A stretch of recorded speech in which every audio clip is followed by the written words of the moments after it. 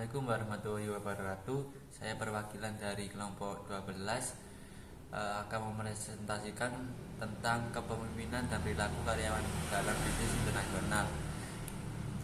Nah, di sini anggota dari kelompok 12 yang pertama ada saya sendiri, Nanda Dika Suryana, yang kedua ada Nurul Yakin, ketiga ada Muhammad Wahyu Diansa, dan yang terakhir ada Ivan Agni Sajadi. Baik, selanjutnya saya akan membahas tentang perilaku individu dalam bisnis internasional.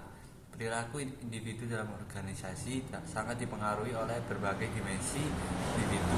Dimensi atau karakteristik spesifik seseorang yang dapat mempengaruhi orang tersebut.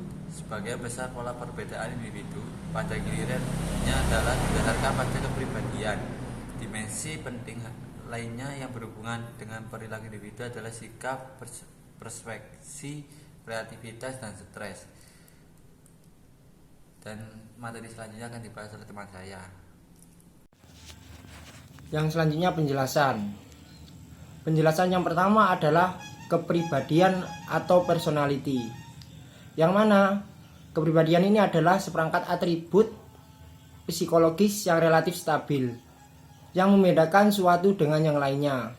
Yang kedua, sikap atau attitude adalah kompleks keyakinan dan prasangka yang dimiliki orang tentang gagasan, situasi, atau orang lain yang spesifik.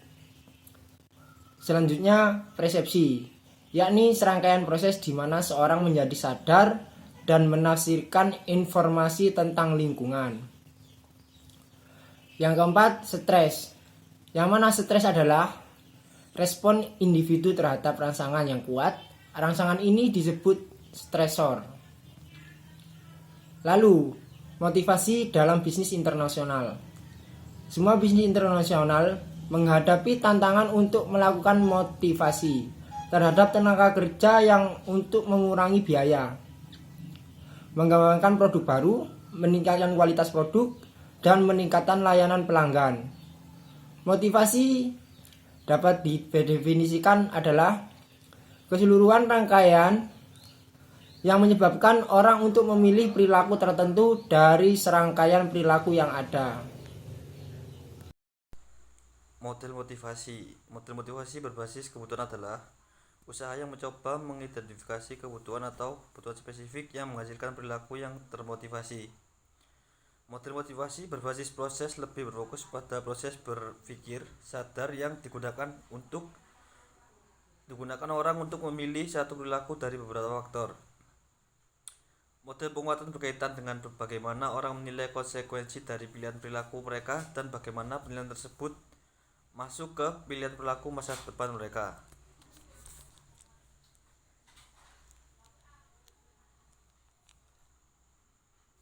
Profil artikel atau jurnal. Judul: Peran Etika, Keberlanjutan, dan Tanggung Jawab Sosial Perusahaan dalam Bisnis Internasional. Jurnal Manajemen dan Bisnis tahun 2003. Penulis: Yandi Suprapto, Jun Alvina, Casey, dan William.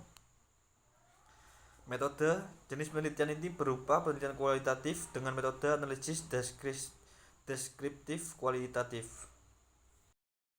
Baik, saya lanjutkan. Hipotesis 1. Terdapat pengaruh positif antara implementasi etika bisnis yang kuat dan keberlanjutan perusahaan dalam konteks bisnis internasional. 2. Tanggung jawab sosial perusahaan yang tinggi meningkatkan reputasi dan kinerja finansial perusahaan di pasar internasional. Hasil dan pembahasan.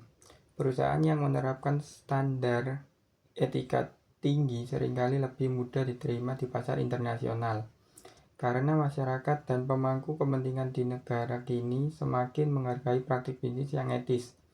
CSR berperan dalam menciptakan citra perusahaan yang peduli pada komunitas dan kesejahteraan sosial, yang menarik bagi konsumen di pasaran internasional yang semakin kritis terhadap dampak sosial perusahaan. Baik, kesimpulan dari pembahasan yang di atas, etika bisnis, keberlanjutan, dan corporate social responsibility atau CSR masing-masing memiliki peran yang penting dalam kegiatan bisnis internasional.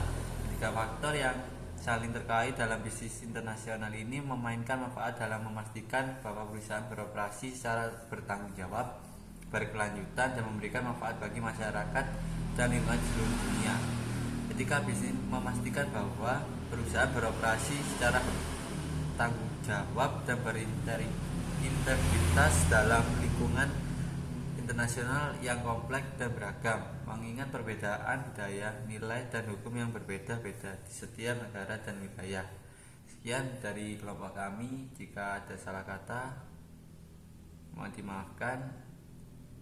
Dan nanti pertanyaan yang ingin bertanya silakan ditulis di kolom komentar yang ada di YouTube. Terima kasih. Wassalamualaikum warahmatullahi wabarakatuh.